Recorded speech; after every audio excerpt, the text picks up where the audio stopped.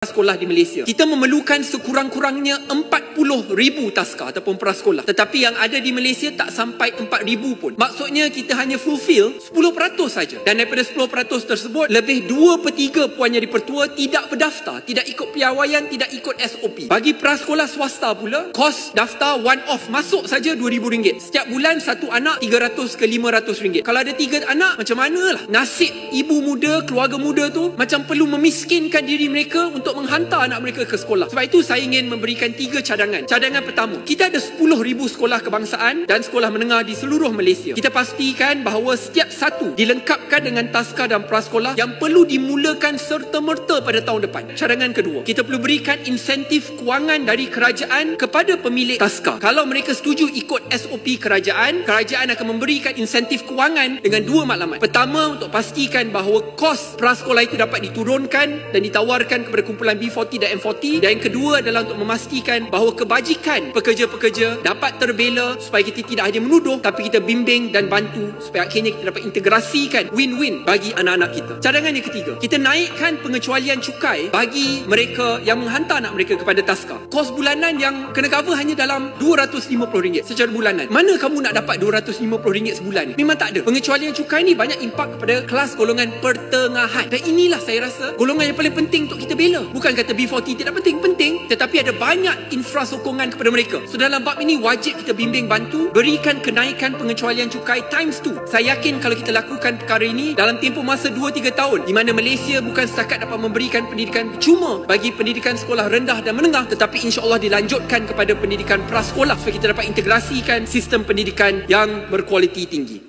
Mari kita lihat status prasekolah di Malaysia. Kita memerlukan sekurang-kurangnya 40,000 taska ataupun prasekolah. Tetapi yang ada di Malaysia tak sampai